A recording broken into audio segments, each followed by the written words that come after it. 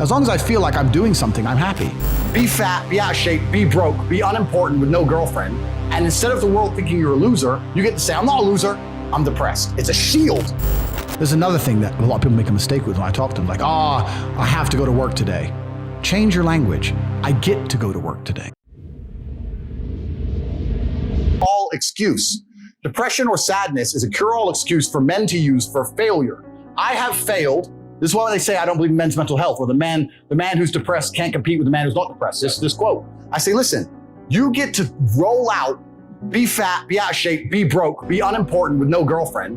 And instead of the world thinking you're a loser, you get to say, I'm not a loser, I'm depressed. It's a shield. Yeah. And I say, that's why you don't want to lose your shield, because now you have accountability. Now you have performance. It's a cop out.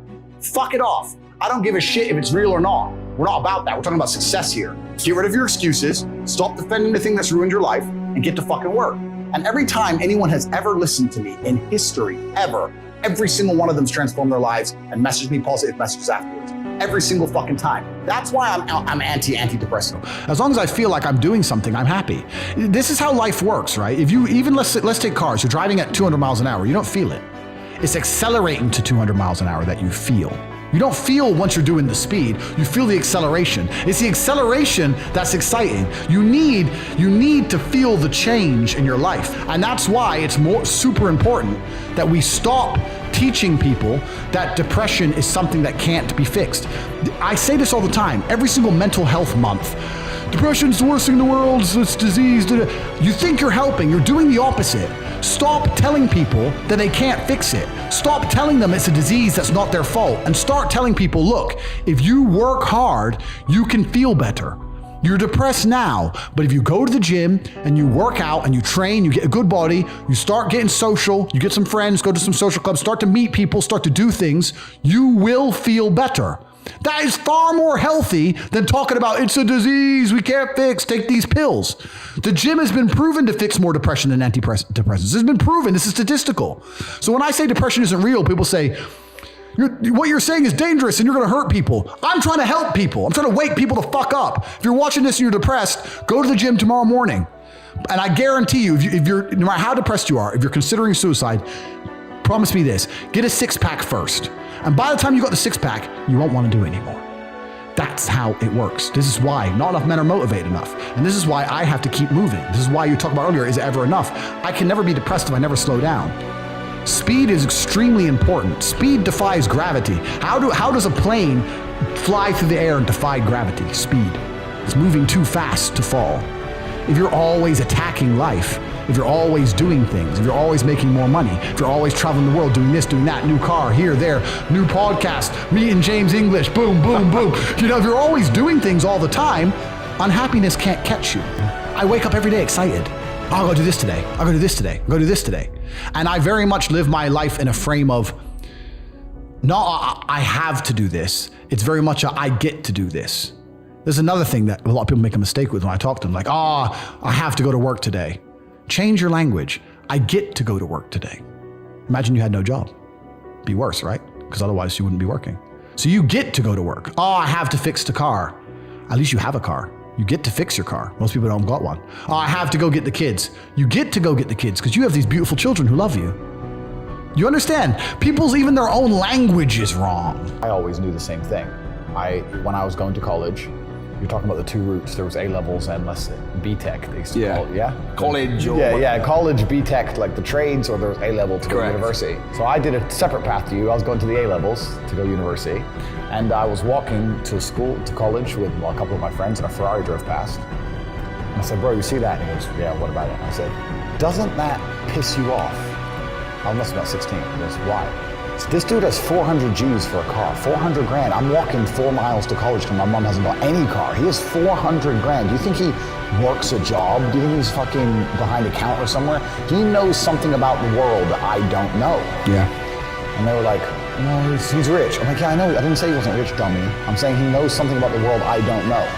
And I was intrigued, and it angered me. I couldn't sleep for weeks. I was pissed off. Every time I saw somebody with genuine money, I understood that everything I was being told and taught and they were trying to make me believe just simply wasn't true. I was like, this is bullshit. None of these people are getting these things by following the path that the system is trying to make me follow. Nobody, and everybody intrinsically knows this.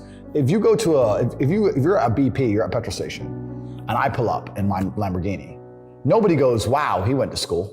He studied hard. Right. Do they fuck? They're like drug dealer, gangster. And they do that because they know that the easiest way to amass wealth is to break the rules, because the rules are not designed to allow most people to make money. You can make money within the rules, of course you can. But most people don't. Most people who follow the path, work, consume, die. That's it. Yeah. So I always knew the same thing as you, and I knew there had to be another way. I knew that just working for money was a paradigm that wasn't true. And then you understand making your money work for you, and you understand delinking your time from money. You start learning to understand these things, but eventually you build a system and you build an ecosystem like me. I have 60 or 70 people work for me all around the world. And things just happen and money just kind of appears. Nobody else is gonna wake up and care more about your life than you. If you won't wake up every day and say, I need to get rich, nobody else is gonna wake up and say, I need to make him rich. Nobody else is gonna do it for you. So if you don't think it, nobody else is gonna think it, which means nobody thinks it. So it's down to you, right? Only you're the only person on the planet who can think it. And I always knew, I never doubted for a second I would be what I am. I knew I would be rich. I just knew I would be rich and be free and be able to do and say what I wanted. I just knew that. I was just like, there's no way that guy in the Ferrari who drove past me is a better person. There's no way he's smarter than me. And I was not arrogant, because arrogance prevents you from working. Arrogance goes, I'll make it. Arrogance is to people who go, my ship will come in later. Arrogance to people who watch Love Island and go, I'll be rich later. That's arrogance. Most people are very arrogant. I was never arrogant. I understood, okay, I'll just outwork him. Maybe he's smarter than me. Fine, I'll outwork him. I'm just outworking. No problem, boom, let's get to work. I think that a lot of people, the main reason people aren't rich, there's probably 3 primary reasons. They're either lazy, they're arrogant, or they're stupid.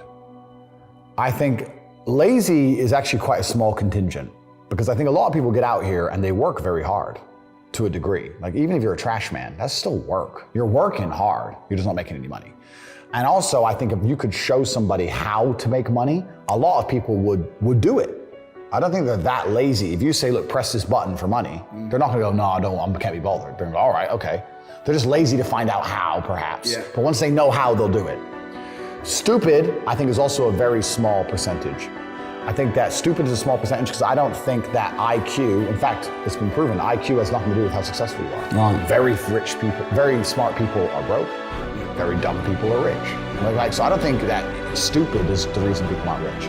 The reason 98% of people aren't rich is because they're arrogant. They're brutally arrogant. And I say that because you will stand up and say, I'm gonna do an event and I'm gonna teach you how to make money from real estate. And people will look at you with all your success and go, what is he fucking, not worth my time. You're the millionaire, they ain't. I'll sit here and say, I'll give you free tips on how to make money online. Hundreds of millions of dollars, go to corporate.com, you sign up, get a free email newsletter.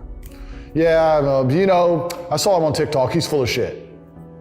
How arrogant, genuinely arrogant in your soul must you be as an individual to look at people who are massively successful with all the credentials and all the proof for all the things they talk about and believe for some reason you're too good to listen to them. That's just arrogance. If Mike Tyson walked in here and said he's gonna teach me how to punch, even though I'm already a kickboxing world champion, I'd listen. It's Mike Tyson. If Beethoven walked in, he resurrected, and walked in and said, teach me piano, I'd listen. But if I sit there and say, look, this is how you make money, there's a large contingent of people out here who go, yeah, but you know what, Tate, I don't like him. I didn't ask you to like me, I'm telling you how to make money. They're just arrogant. People are brutally arrogant, and it holds them back. They refuse to fucking learn or listen to anything. And they're dummies, a bunch of fucking dummies. And arrogance is the reason 98% of people don't have any money. That's why they're just fucking arrogant and stupid. The best thing about being a man is you get to build your character from the ground up. You're not born with any value. You're born as a blank slate. I decided I wanted to be a big toting, kickboxing, Bugatti driving fucking bad boy. I did it all myself. You get to choose you want to be a musician and be sensitive and play guitar and get them that and be important that way. You get to choose you want to go get in the cage and kick the fuck out of somebody. You get to choose to be anything you want. But you have to go and do it. It's going to be difficult because it's competitive. But that's the beauty of being a man, the blank slate. And I inspire men to look at themselves as a blank slate and go, you know what? I ain't shit now, but I can become anything I want. How could I possibly give up on myself?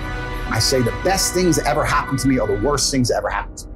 All the trauma and bullshit I've been through in my life are the best things that ever happened to me. Because as a man, if you've not had a difficult life, you cannot be good at being a man.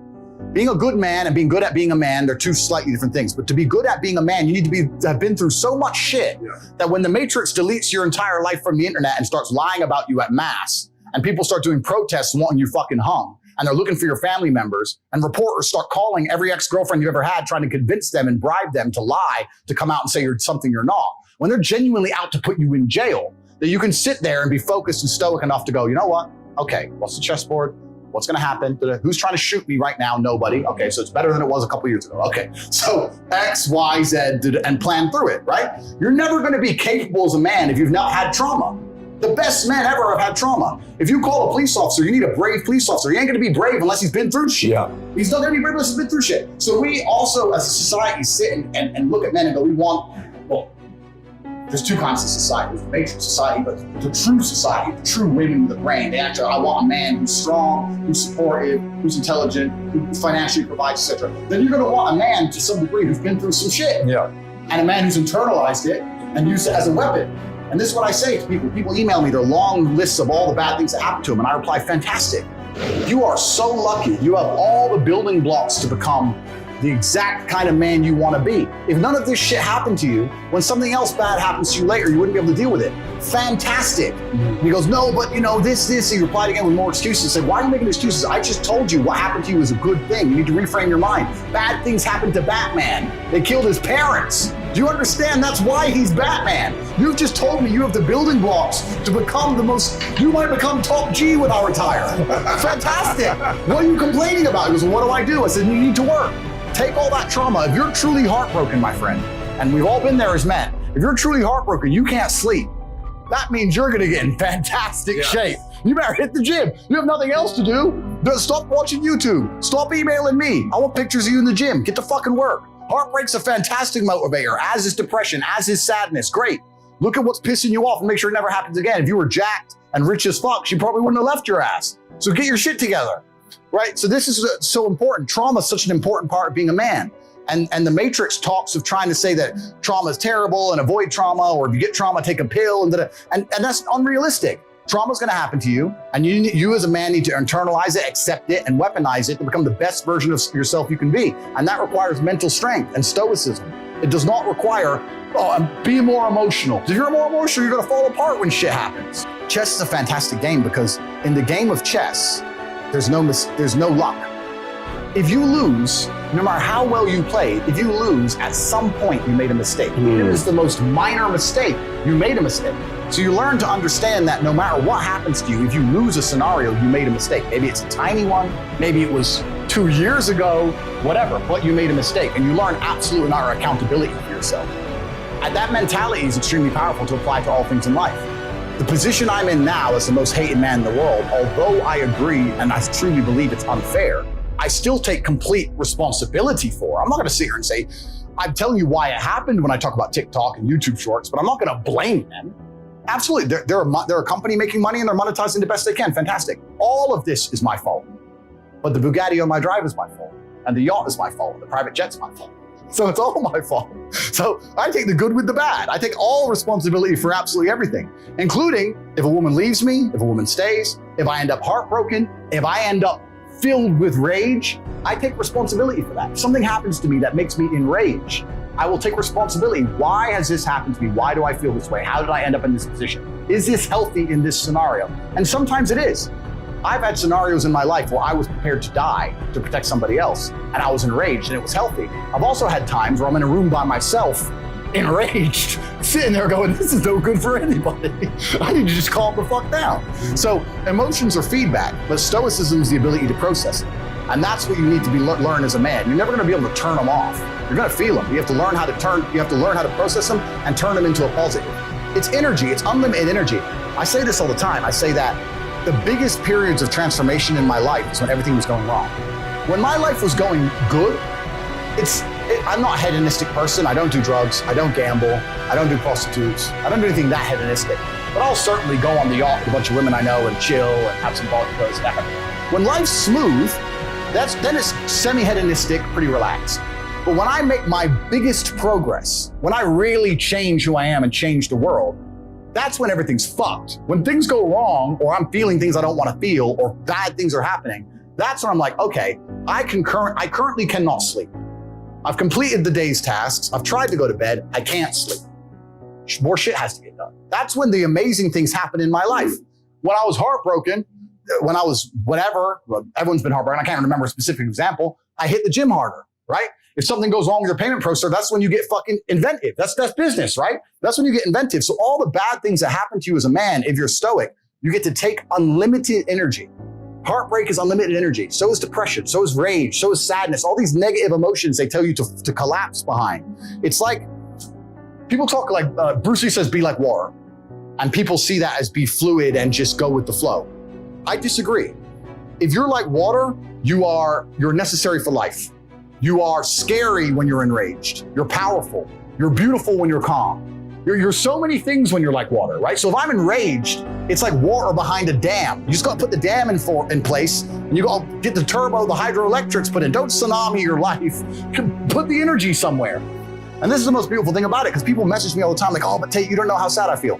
No, it's incorrect. I know exactly how sad you feel. Difference is I used it. And you're sitting here still crying, some random guy on email for the fucking third month in a row. That's the difference between you and me, my friend. I was becoming a world champion kickboxer. I got to a point to do it. People often talk about depression, say I don't understand it. I will say, listen, there's been times in my life where I was fully functional as an adult. I would never label myself depressed because I don't believe in the idea of labeling myself in the negative.